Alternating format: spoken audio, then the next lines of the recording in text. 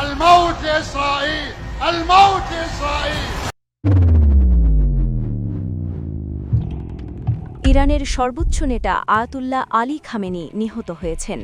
ভোররাতে তেহরানে তার নিজস্ব কার্যালয়ে যুক্তরাষ্ট্র ও ইসরায়েলের যৌথ বিমান হামলায় তিনি মারা যান। ইরানের রাষ্ট্রীয় গণমাধ্যম এই খবর নিশ্চিত করেছে।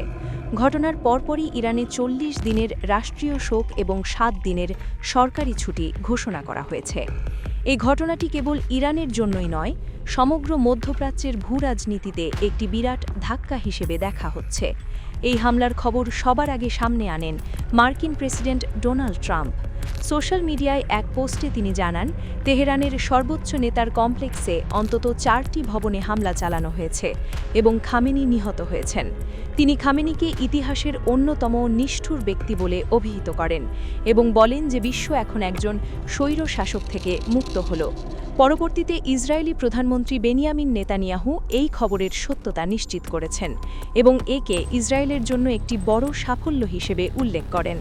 সবশেষে ইরানের রাষ্ট্রীয় সংবাদ সংস্থা জানায়, ইসলামী বিপ্লবের সর্বোচ্চ নেতা এই হামলায় শহীদ হয়েছেন।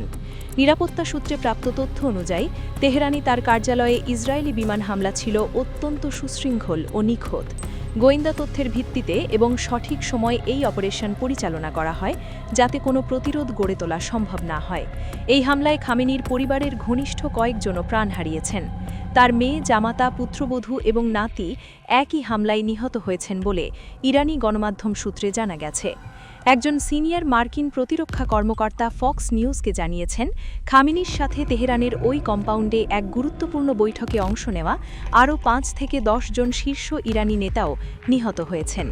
এই ঘটনায় ইরানের শীর্ষ নেতৃত্বের একটি বড় অংশই এক নিমিষে ধ্বংস হয়ে গেছে, যা দেশটির নিরাপত্তা ব্যবস্থাকে বিপর্যস্ত করে দিয়েছে।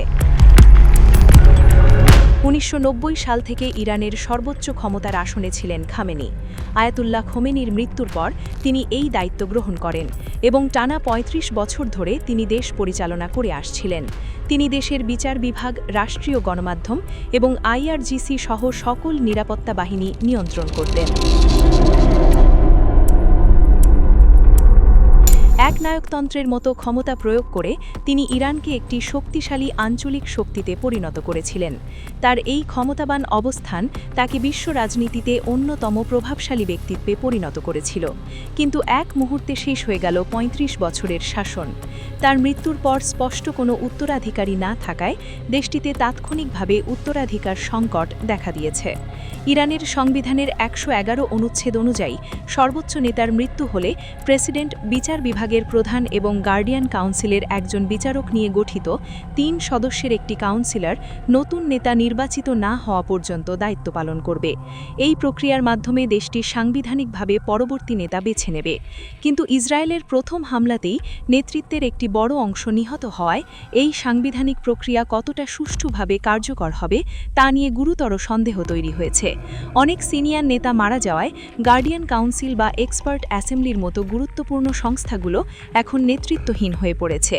বর্তমানে যারা বেঁচে আছেন তাদের মধ্যে সাবেক পার্লামেন্ট স্পিকার আলী লারিজানিকে সম্ভাব্য দায়িত্বপ্রাপ্ত ব্যক্তি হিসেবে দেখা হচ্ছে।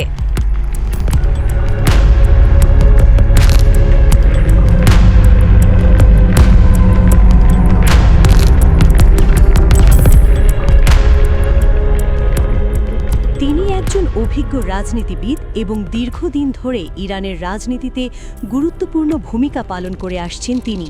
ইতিমধ্যে ইসরায়েল ও যুক্তরাষ্ট্রকে অবিস্মরণীয় শিক্ষা দেওয়ার অঙ্গীকার করেছেন তিনি। অন্যদিকে খামেনির পুত্র মুস্তাফা খামেনিকেও উত্তরসূরি হিসেবে আলোচনায় আনা হচ্ছে।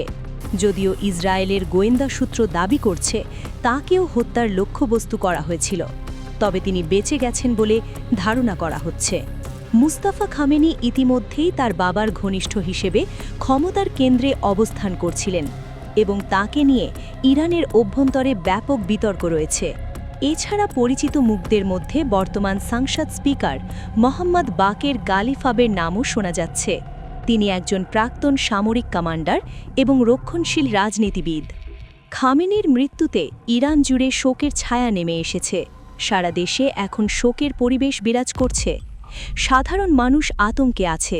তারা জানেন না কখন আবার আকাশ থেকে বোমা পড়বে, কিংবা প্রতিশোধমূলক হামলা শুরু হবে।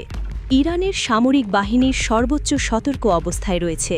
সীমান্ত এলাকাগুলোতে নিরাপত্তা জোরদার করা হয়েছে এবং বিমান প্রতিরোধ ব্যবস্থা সক্রিয় করা হয়েছে।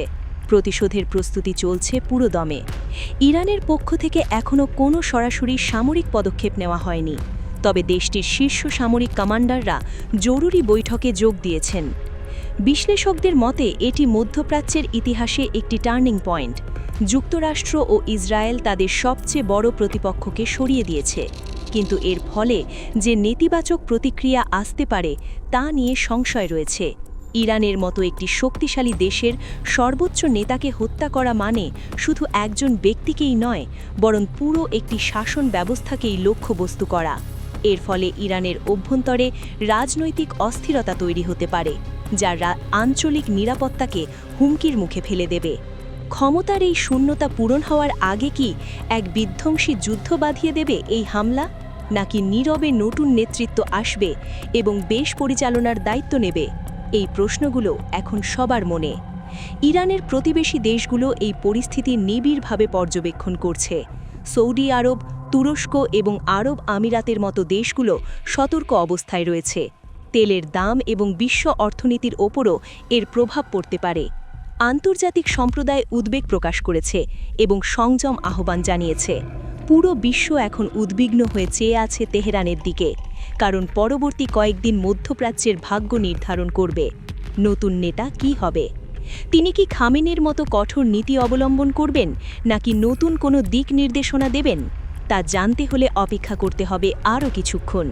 তবে এটা নিশ্চিত যে স্বামীর মৃত্যুর মধ্যে দিয়ে ইরানের রাজনীতিতে একটি দীর্ঘ অধ্যায়ের সমাপ্তি ঘটেছে এবং নতুন এক অধ্যায়ের সূচনা হয়েছে, যা বিশ্বকে নাড়া দিয়ে গেছে।